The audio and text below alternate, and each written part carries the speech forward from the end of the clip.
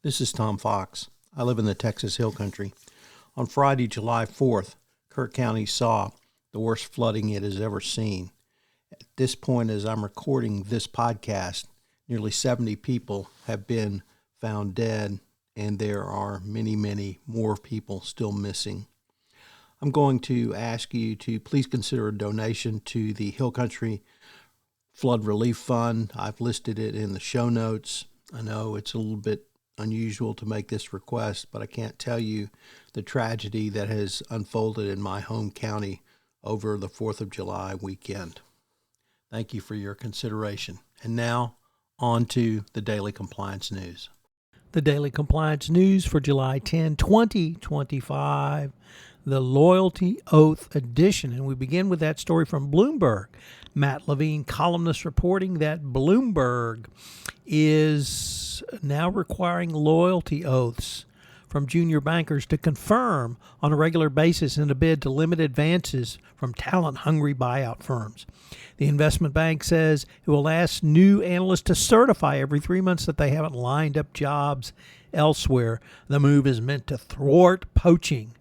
Gee, I guess they don't want people to grow professionally. Still, a loyalty oath is a loyalty oath. Look what America's coming to.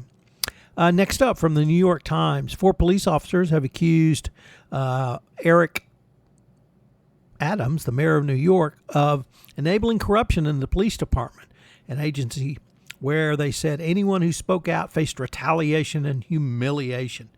The lawsuits were filed in New York State Court, and the allegations from the former officers who spent decades in the department and helped lead bureaus like Internal Affairs and Professional Standards could revive accusations that Adams presided over a law enforcement agency where chaos and cronyism reigned. So the day after Elon Musk unleashes a chatbot to push anti-Semitic tropes, including praising Hitler, the CEO of X is stepping down. Yes, Linda Yaccarino, I should say, is stepping down after 2 years of leading the company. Her day comes and this story comes to us from CNN Business. It comes one day after the company's Grok chatbot began pushing anti-Semitic tropes in response to its users. It's not clear if the events are connected, but I'm going to ask you to connect the dots. One current employee who requested anonymity said the exit was not entirely surprising in view of the ongoing challenges in the company. And then, of course, this pushed things off the deep end when Musk unleashed his anti-Semitic chatbot. And our final story is a very sad story, and it's U.S. measles cases surged to highest levels since 1992. Yes, under Robert Kennedy, who does not want you to get a vaccine to protect you from measles, the number of measles has surged, causing 162 hospitalizations and 3 deaths. Since the start of this year, 1,288 cases were confirmed nationally through July 8th, the largest, and there were 26 throughout the whole year.